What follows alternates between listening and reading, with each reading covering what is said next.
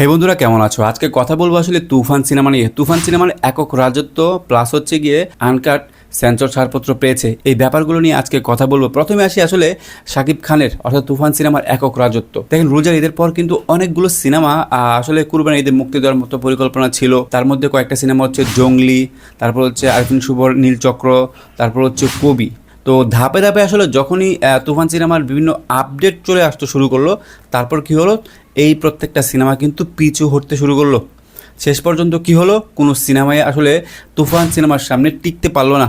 এটাকে আসলে অনেকেই পজিটিভলি দেখছে, অনেকে ভীতিও প্রকাশ করেছে। কারণ হচ্ছে একটা সিনেমার ভয়ে যদি আসলে এতগুলো সিনেমা আসলে মুক্তিযুদ্ধ থেকে পিছিয়ে যায়, তাহলে বুঝেন এই সিনেমাটার কন্টেন্ট কতটা দুর্দান্ত।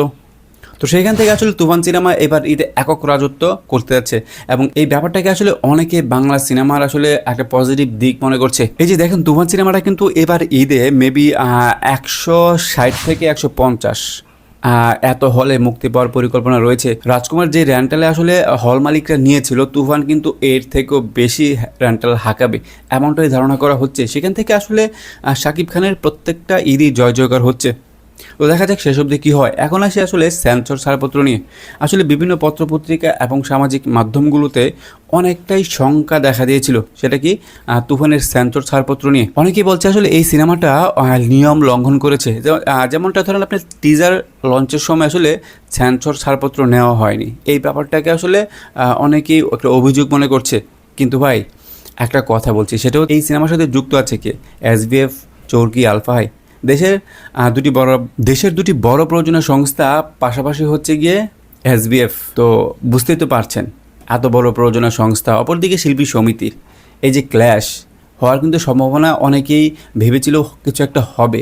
কিন্তু সবাইকে অবাক করে দিয়ে তুফান সিনেমা যখন আসলে সেন্সর ছাড়পত্র পেয়েছে, এইটা সবাইকে আসলে মুগ্ধ করেছে। রায়হান রাফি তার ফেসবুক স্ট্যাটাসে লিখেছে আলহামদুলিল্লাহ, অর্থাৎ এই যে ছাড়পত্র পেয়ে অনেকটা তৃপ্তির ঢেকুর দিয়েছে পরিচালক। সব কিছু মিলিয়ে আসলে কোনো বাধা নেই আসলে তুফান সিনেমা মুক্তিতে।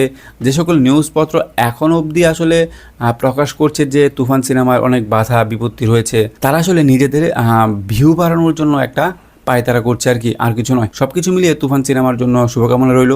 ধন্যবাদ সবাইকে ভিডিওটি দেখার জন্য। ভিডিওটি কেমন লাগলো অবশ্যই কমেন্টস করে জানাবেন।